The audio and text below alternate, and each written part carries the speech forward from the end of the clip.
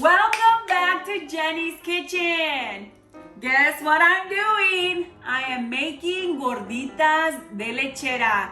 This is one of our favorite snacks when we go to La Bufadora in Ensenada, Mexico. And I'm gonna show you how to make them really simple, no oven needed, so there's no baking, and no levadura. That means that you don't have to add any yeast. So this gordita is gonna be super quick. All right, I'm gonna start mentioning the ingredients as I'm going. I'm gonna need 5 cups of just all-purpose flour. So this is not the trigo. I know a lot of people have their different styles, but this is the most easiest way of doing it. So I have 4 cups, 5 total. Make a little well. So it's kind of like making tortillas de harina, but this is just gorditas de lechera. 1/2 cup of evaporated milk, 1 tablespoon of vanilla extract. This is 1 tablespoon of baking powder and 2 eggs.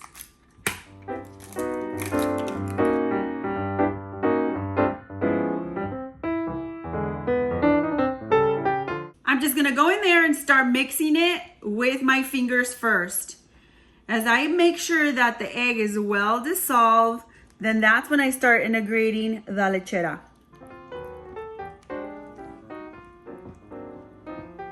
And slowly, I'm just gonna start bringing in the flour, just like this. Now that I've mixed the egg and I've incorporated pretty much all the liquids, I'm gonna start adding my shortening.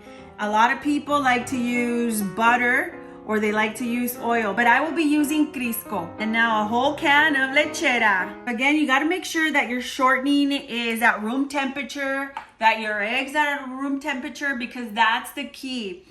Make sure that it's really manageable to work with. And just with your fingers, just integrate all the flour in your liquids.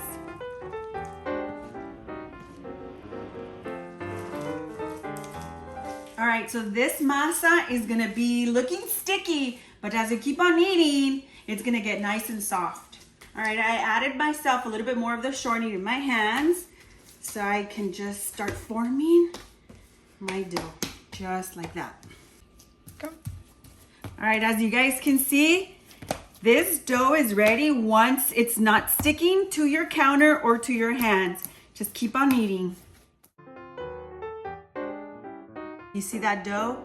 It needs to be nice and soft, and it has to be bouncy. That's the key. You can't have it dry. All right, so now let's roll them out. Go. All right, so now we're gonna add a little bit of flour onto our counter so our gorditas won't stick. So now we're just gonna flatten it out with our hands. Get some flour onto your rolling pin and just gently stretch it out.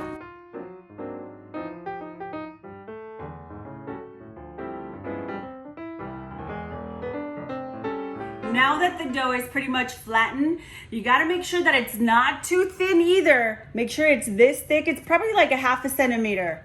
So now get one of your mason jar tops, or you can get a Tupperware cup, whatever you wish, as long as it's a round shape.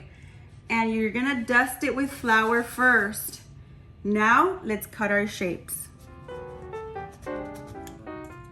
Just like that.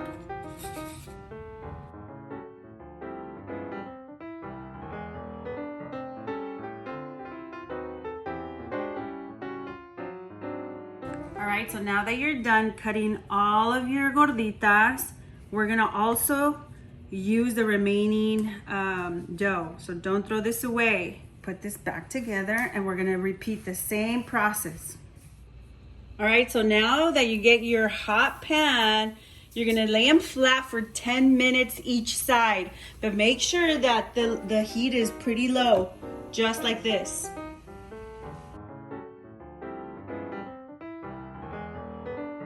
This is the remaining dough that we got left over, and we're just gonna keep on repeating until we finish the entire dough. So don't throw nothing away. So 10 minutes have passed by, and let's check. Look at that, beautiful. Okay, so let's flip them all.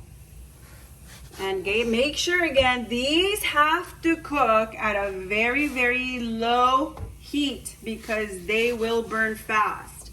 So it just also depends on the thickness of this. These are gonna be really nice, thick, and soft.